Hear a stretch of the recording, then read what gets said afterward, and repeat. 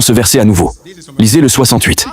Lisez le 68 à nouveau. Non, d'accord. Je lis le 69 maintenant. J'ai lu le 68 avant. Par ton 68 Seigneur.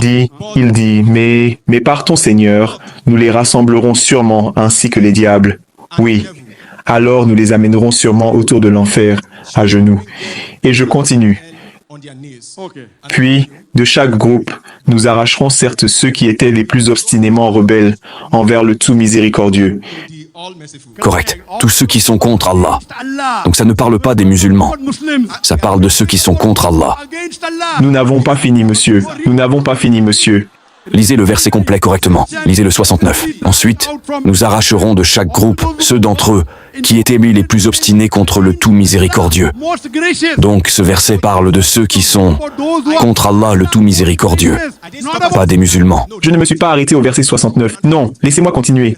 Donc comprenez-vous qu'on parle de ceux qui sont contre Allah?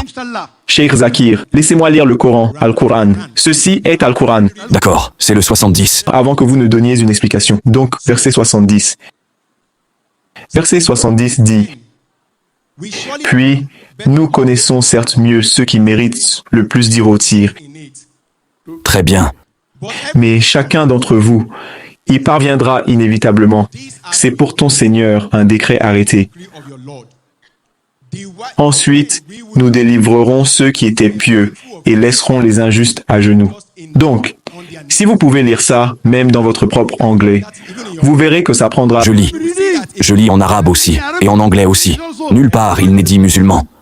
Il parle du diable, et de ceux qui sont les disciples du diable, qui sont les ennemis de l'islam. Correct? Où est-ce que ça dit musulman? Dans tout le texte arabe, il n'y a pas de musulmans. Dans le texte anglais, il n'y a pas de musulmans. Pourquoi essayez-vous de tromper les gens? Non, monsieur, les hadiths l'expliquent mieux. Nous le disons, si vous ne l'avez pas compris, Je ne le comprends pas. Je peux comprendre peut-être dans votre langue. Nulle part le mot musulman n'est mentionné. Même dans votre langue anglaise, il parle du diable et de ceux qui sont obstinés contre Allah le très miséricordieux. Donc, Allah les amènera et les mettra en enfer. Quel est le problème? S'il vous maintenant, plaît, mais pourquoi ne les faites pas hadiths perdre le temps disent aux gens. que- Vous lisez. Vous avez pris tellement de temps. Je vous ai donné du temps. Vous ne pouvez pas me citer le Coran dans ce Vous pouvez sens. le lire depuis votre traduction. Même ce que vous avez lu, le mot musulman n'y est pas. Il n'est pas nécessaire qu'il y ait musulmans. Bien sûr qu'il devrait y être toutes les sectes du diable. Toutes les sectes du diable. Et aussi les hadiths. D'accord. Laissez-moi lire les hadiths pour que ce soit plus clair.